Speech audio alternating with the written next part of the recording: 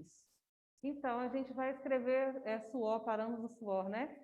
E a gente fala suor, suor, né? E a gente vai escrever sempre achando que o U sempre é a forma errada. A nossa tendência é essa.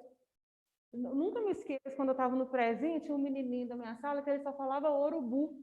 Porque na cabeça dele era errado falar urubu. Aceita alguém? Ah, vou mostrar aqui. Desculpa, gente. Eu não mostrei minha cara bonita aí, não. Não, certo é urubu, com U. Criança, quando está em fase de alfabetização, eles trocam muito. Trocam muito o X pelo CH, essas confusões. Por quê?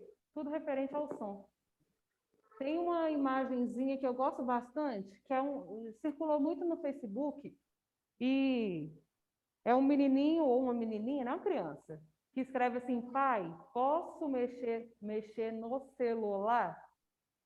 Não é celular para ele, ou para ela, né?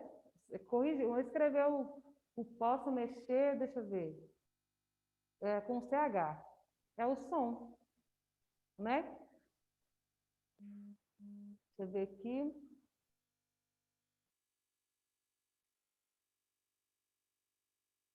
Circulação. Com base nesse conjunto de coordenadas, o produtor mobiliza diversas estratégias que são influenciadas pelas expectativas a respeito das formas de recepção desse texto, isto é, o modo como o leitor ou o ouvinte o compreenderá, a gente já falou.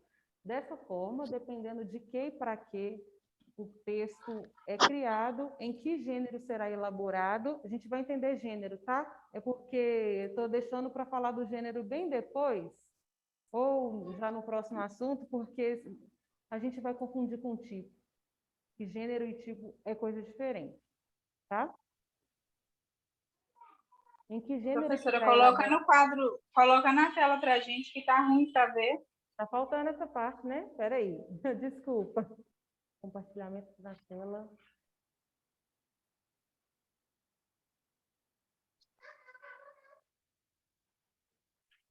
Quando eu me esquecer, pode me lembrar, porque a aula caiu, tá? Aí eu esqueci. Não esquece da gente, não, por favor. Não, eu esqueço, não é de vocês exatamente, é só de compartilhar a tela. Estou lembrando de vocês o tempo todo. Eu estava tentando tirar uma dúvida aí, nem consegui. Não conseguiu? Você quer falar? Pode falar, então. Agora eu esqueci. Ah, você esqueceu? Você pode interromper. É Guilherme que está falando? Ah, Guilherme, olha só. Vamos voltar só um pouquinho aqui, gente, na questão da forma de como a gente fala e como a gente escreve, por exemplo. Vocês viram aqui que eu falei, é o Guilherme que está falando? Isso é muito próprio de mineiro e de goiano, que a gente retira essas duas letras aqui, ó, juntas, né? E aí eu faço o quê? Sai fora de? Não está aparecendo para nós. Não, eu estou escrevendo aqui. Tira a palavra falando da sua cabeça aí com o D e deixa sem o D, tá? Aí você vai ler falando. A gente pode cometer esse tipo de erro na hora de escrever, né? Que é considerado desvio mesmo, porque a gente fala desse jeito. Como é que a gente vai saber, né? Na hora. Então, a gente tem que, na verdade, é dito que quanto mais a gente lê, mais a gente escreve bem. Não é exatamente desse jeito, não, porque a gente ativa mecanismos diferentes. Professora, Oi? é igual o vou logo ali. Não é vou logo ali, é eu vou logo ali. Só que a gente fala vou logo ali. Exatamente, de mineiro, né? Onde você está? Hã? São mecanismos diferentes que a gente ativa na hora de ler e na hora de escrever. Então, assim, às vezes é um leitor mais atento. A gente tira dúvidas na hora que a gente está lendo. Tem uma palavra, nós não sabia que escrevia desse jeito.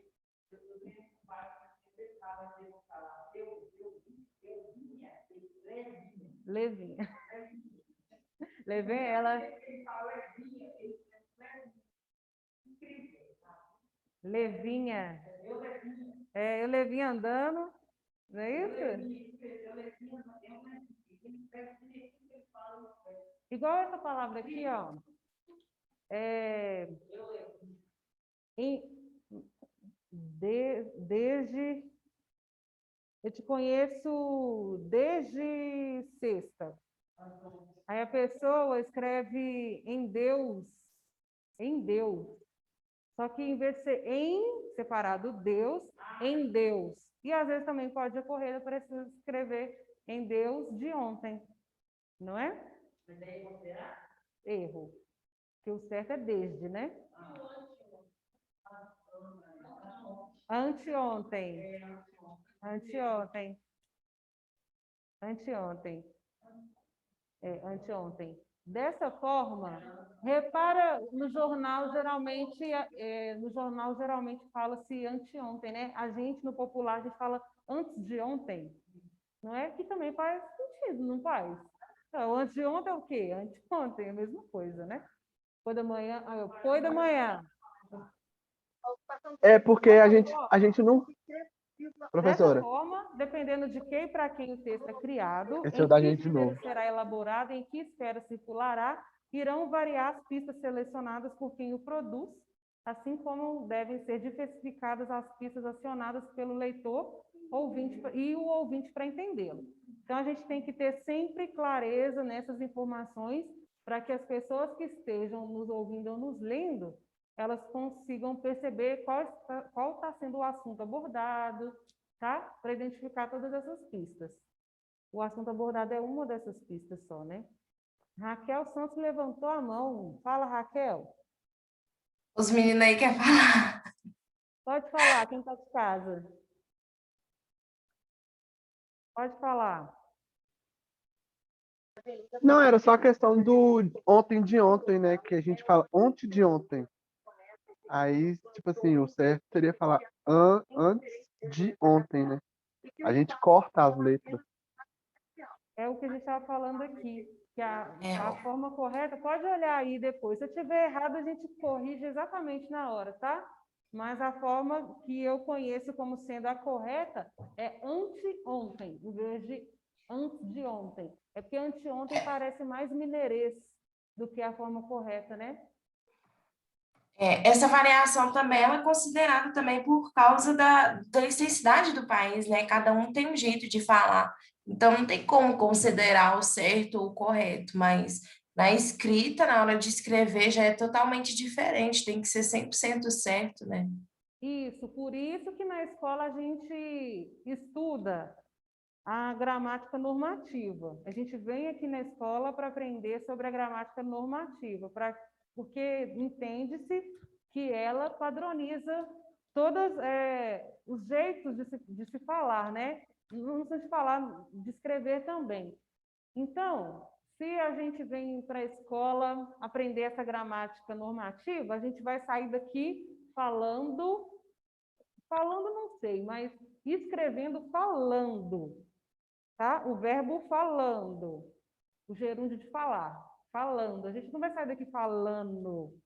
E aí tem que ter uma padronização, porque imagina só se tivesse esse monte de variação na apostila do grau, que é uma apostila que é feita em outro estado.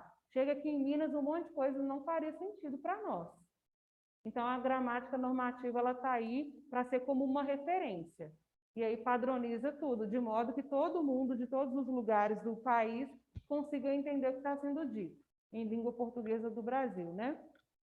Porque tem isso também, que se for o português de Portugal, não vai fazer sentido para a gente. Apesar de ter várias palavras muito parecidas, tem jeito de se escrever diferentes. Agora a gente vai falar de tipos textuais. Eu falei para vocês que tem o tipo de enfermeiro, tipo de sangue, não é isso? A gente vai ter agora os tipos textuais. Olha só, cuidado para... Eu vou tentar não deixar que vocês se confundam tanto, porque a definição é confusa mesmo. Eu estou falando isso desde o início da aula, tá? Que gênero textual e tipo textual Parece a mesma coisa, mas não é. E vocês vão ver por que a gente confunde. Um dos motivos da gente confundir essa definição é porque toda vez que a gente quer categorizar alguma coisa, separar, igual tem sangue A, B, C não, né? Tem O. Mas toda vez que a gente quer separar esse sangue, a gente fala tipo. E aí a gente vai falar assim, ah, tá, eu vou escrever um texto, mas que tipo de texto? Tá vendo? A palavra tipo, ela vai entrar. Quando, na verdade, eu estou me referindo a gêneros textuais. Então, vamos se atentar a tipos textuais primeiro, embora eu vou vou falar de um modo geral dos dois aqui, mas aí depois, quando eu falar cada um deles, eu vou sempre retomando para ver se vocês estão compreendendo, tá? A diferença entre um e o outro.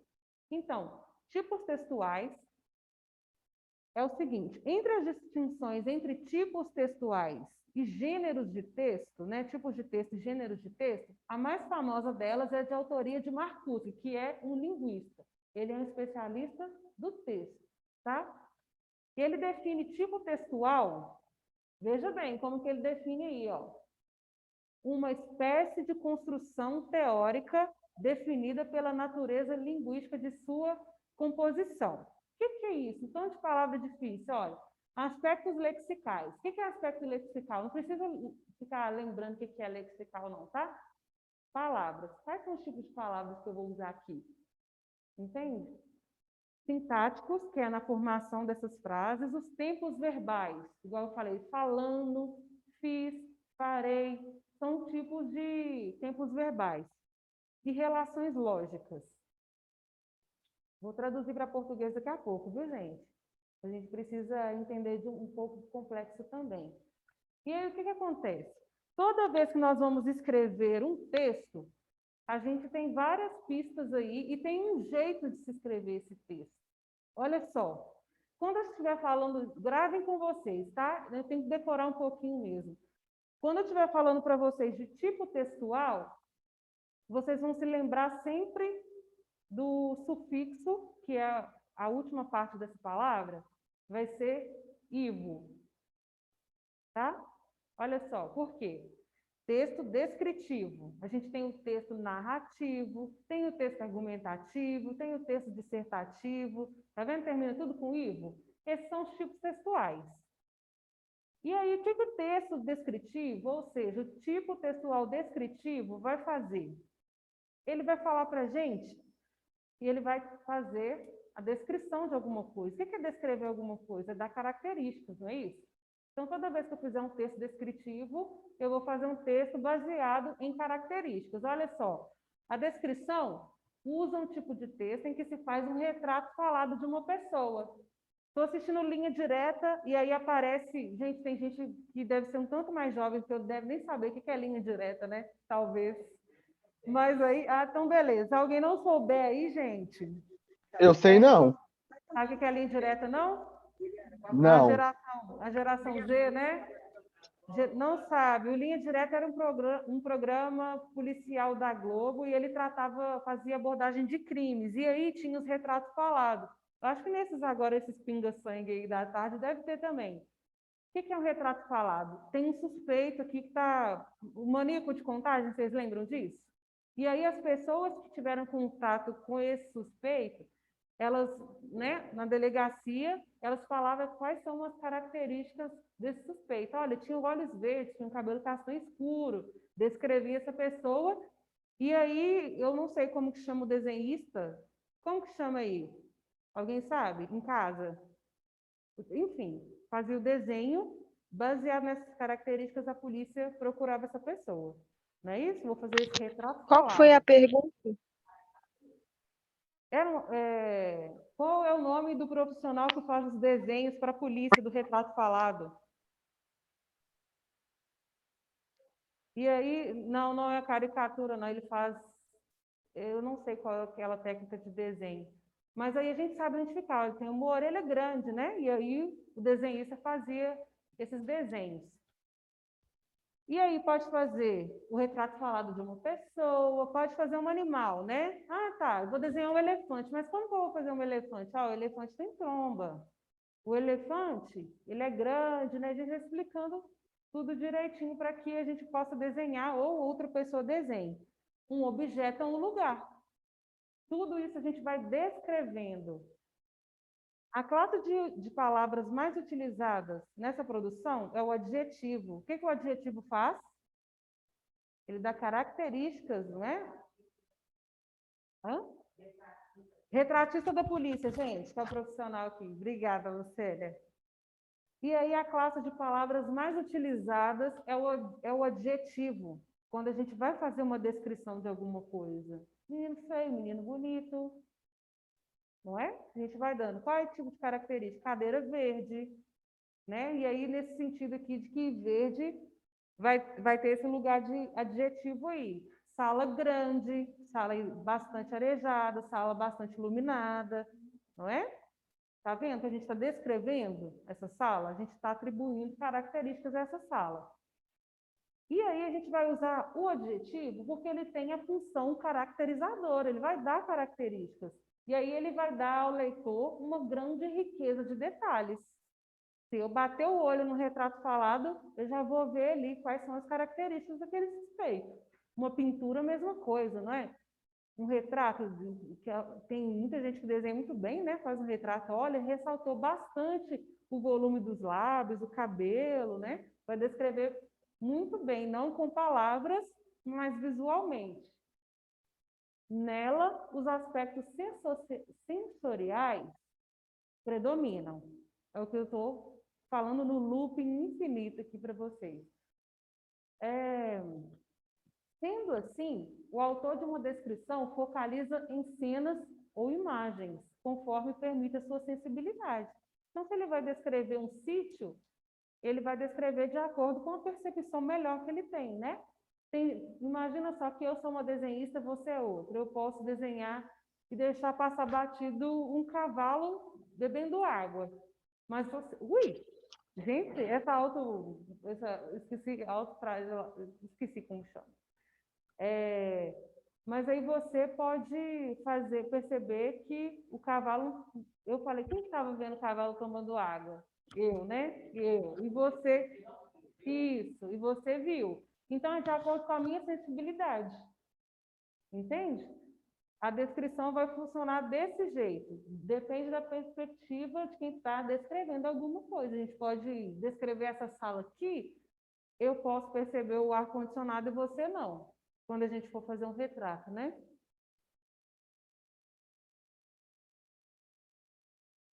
Um exemplo aqui de texto descritivo. Olha só, a gente tem Elô Pinheiro ali. Para quem não sabe, Elô Pinheiro é a musa da música Garota de Ipanema. Totalmente descritivo esse texto. Olha que coisa mais linda, olha os adjetivos aí, ó. Em todo o texto a gente vai ver, né? Olha que coisa mais linda, mais cheia de graça, é ela menina que vem e que passa num doce balanço a caminho do mar. A gente consegue perceber que tem uma mulher passeando na praia. É uma descrição de uma mulher feia ou bonita? Bonita. Como que você consegue identificar as pistas aí de que ela é bonita?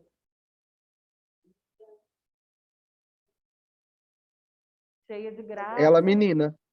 Uma menina, mas só menina não é o suficiente para a gente entender de que se trata de uma menina bonita. Mais linda. Isso, mais linda, coisa mais linda, né? Mais cheia de graça. É ela, menina que vem e que passa, ou seja, a gente entende que é uma menina que está transitando, né? Num doce balanço a caminho do mar. Olha só.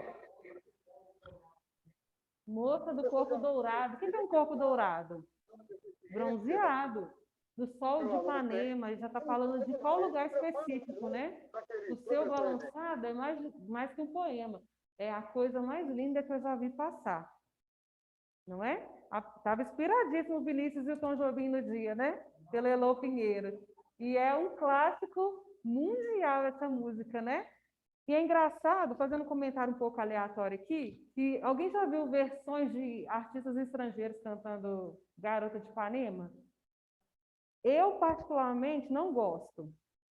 Não tem aquele... É como a gente pode dizer? Aquela coisa de brasileiro mesmo, sabe? Que você sente mesmo, eles não conseguem descrever tão bem como é no jeito brasileiro de cantar e até mesmo de tocar essa música.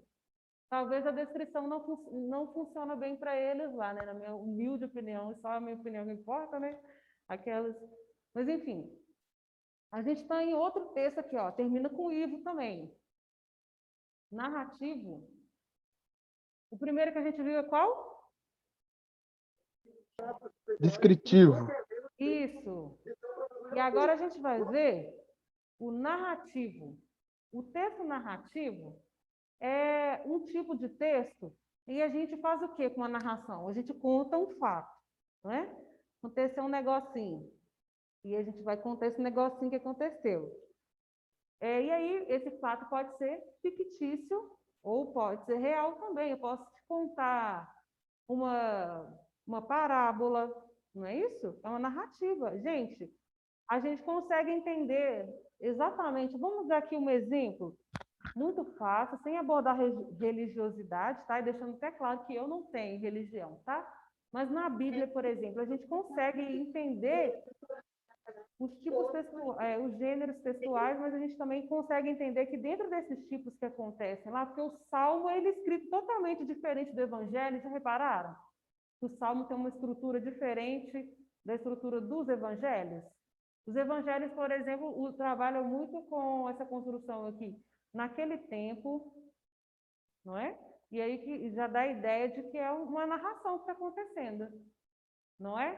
Vamos lembrar que de como Zaqueu quer subir, não é? Não tem Quem se lembra dessa parte do Evangelho? Jesus ia fazer o quê? Ele ia almoçar com alguém, não era?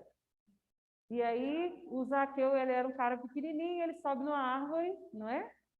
Para ver Jesus. Está vendo que tem uma história sendo contada? É um texto narrativo. E aí é um fato fictício ou real ocorrido num determinado tempo e lugar. E aí ele vai envolver certos personagens. A gente é cheio de narrativa, bombardeado de narrativas o tempo todo. Veja só as novelas. As novelas são narrativas, né? Alguém assiste novela aqui? Gente, Eu? ninguém... Assiste, Guilherme? Eu assisto, fala a verdade, assisto mesmo. É legal. Assiste? Assiste o quê? É legal ver. Ah, tá. Você assiste novelas, né? Por que eu estou perguntando isso? Aleatoriamente, não, porque as novelas são narrativas. Elas têm todas essas estruturas aqui, ó.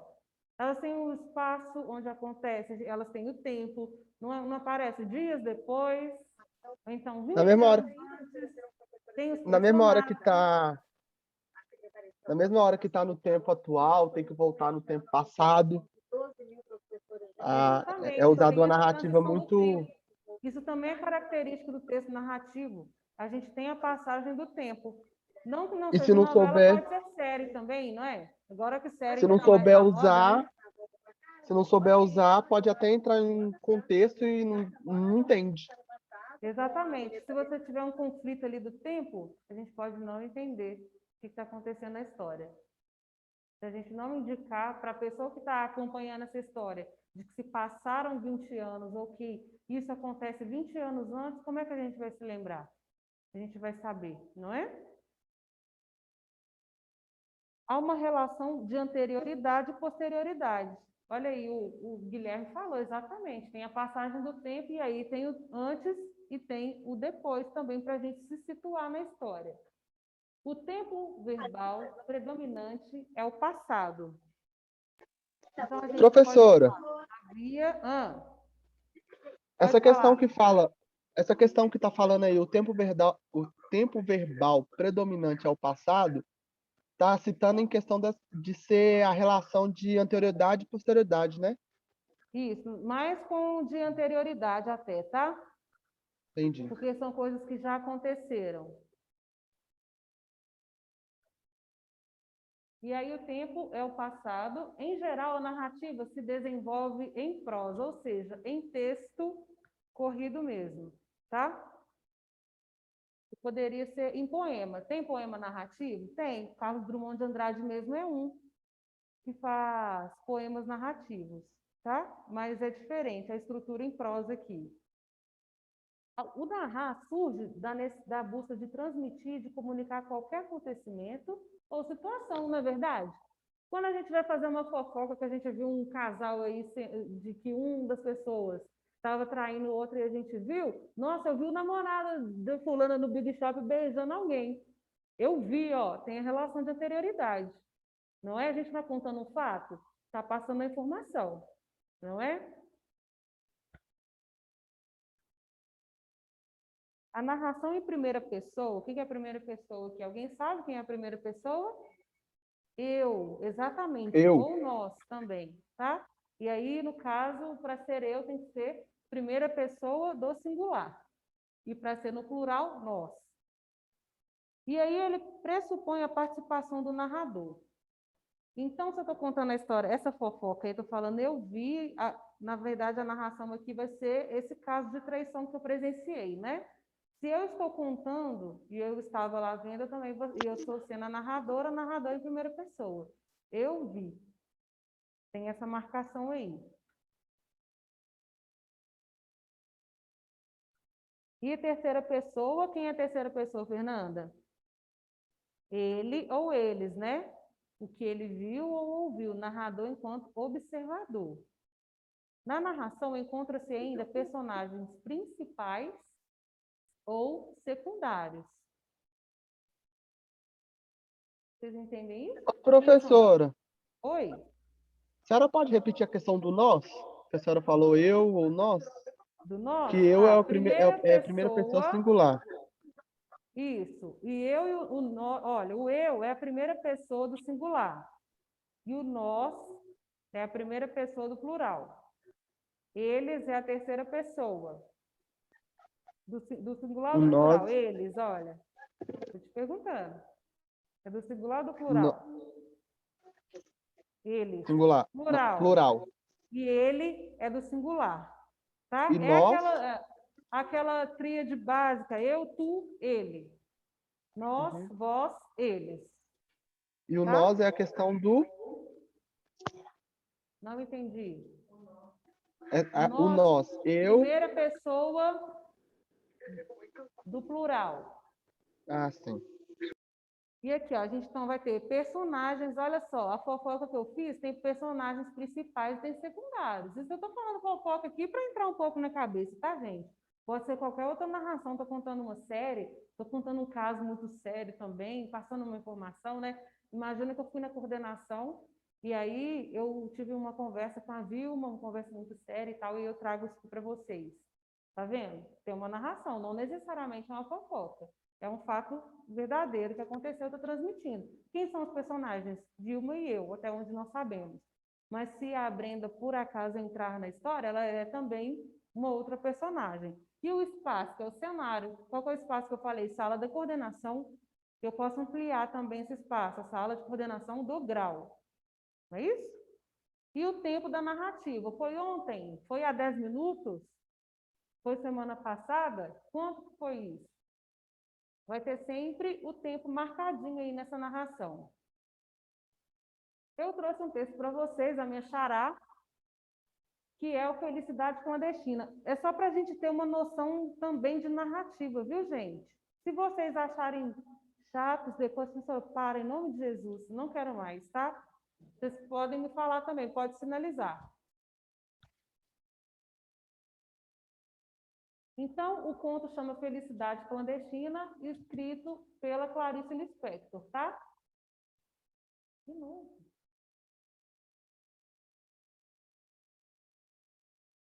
Eu dei uma pequena mancada aqui, que eu não coloquei o texto no slide. Eu vou pesquisar aqui rapidinho, ele é fácil de achar, tá, gente?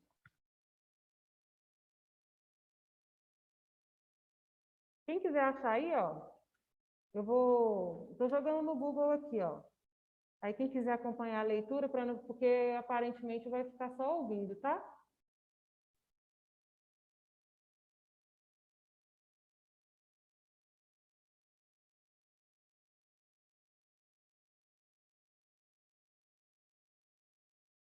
Meu Deus.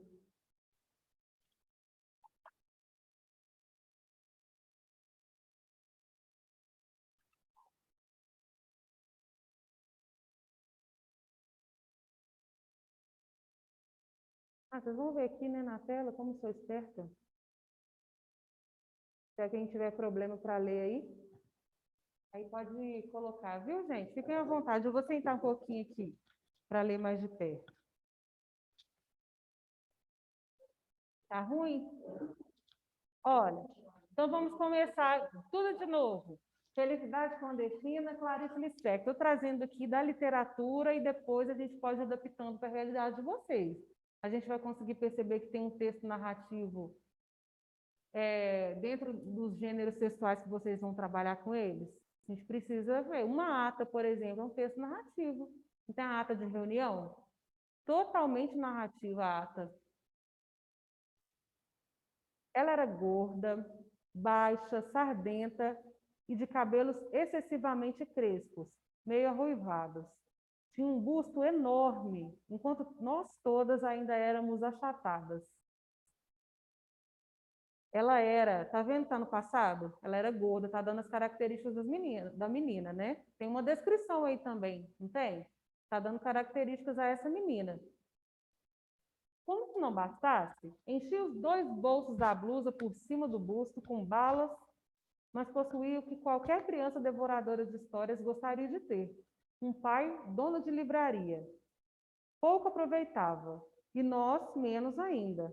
Até para aniversário, em vez de pelo menos um livrinho barato, ela nos entregava em mãos um cartão postal da loja do pai. Ainda por cima era de paisagem do Recife mesmo, onde morávamos, com suas pontes mais do que vistas. Atrás escrevia com letra bordadíssima palavras como data natalícia e saudade. Mas que talento tinha para a crueldade!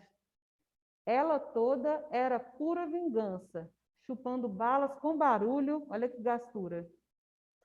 Assim, né? Mas essa menina devia nos odiar.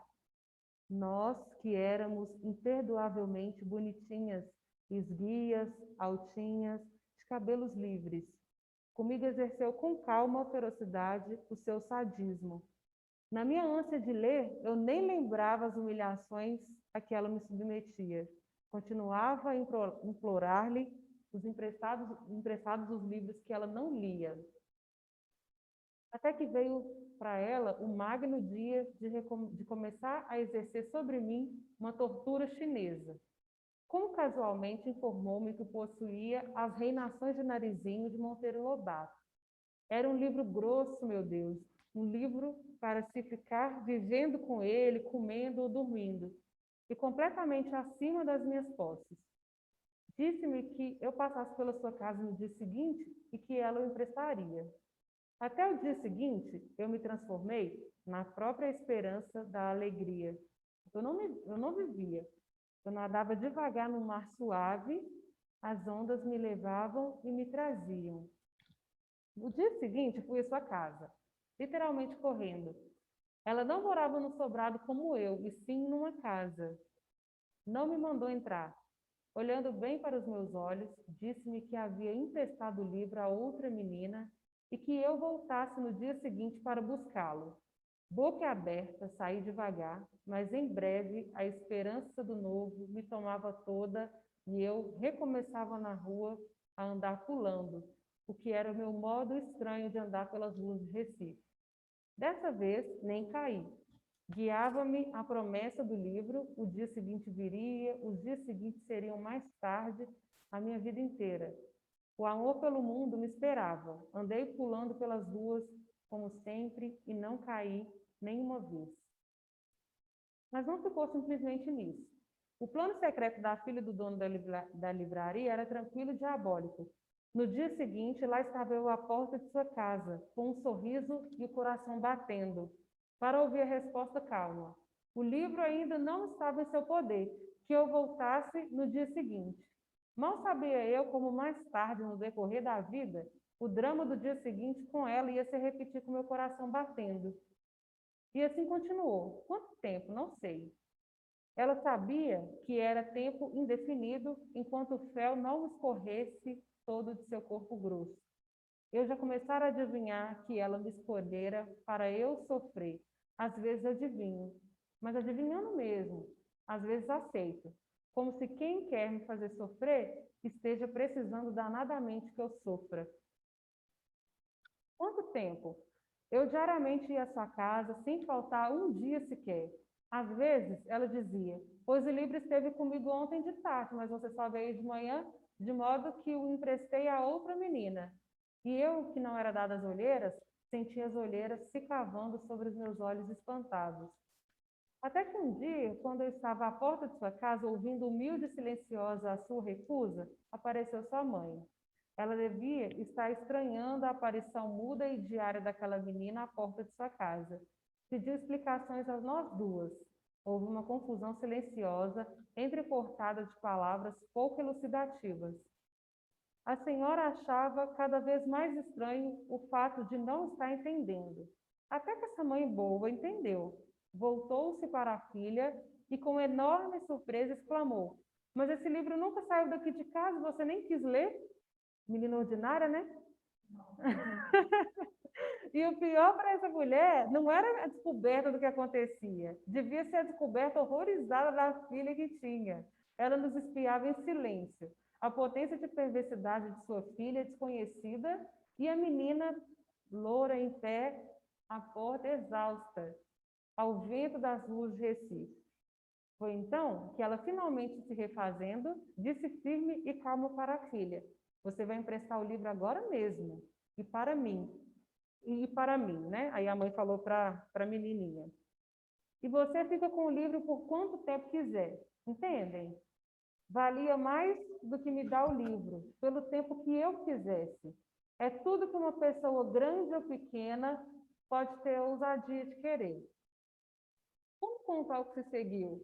Eu estava estonteada e assim recebi o livro na mão. Acho que eu não disse nada. Eu peguei o livro. Não saí pulando como sempre. Saí andando bem devagar. Sei que segurava o livro grosso com as duas mãos, comprimindo contra o peito. Quanto tempo levei até chegar em casa? Também pouco importa. Meu peito estava quente, meu coração pensativo.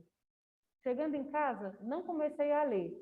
Fingia que não o tinha, só para depois ter o susto de ter, horas depois, desculpem.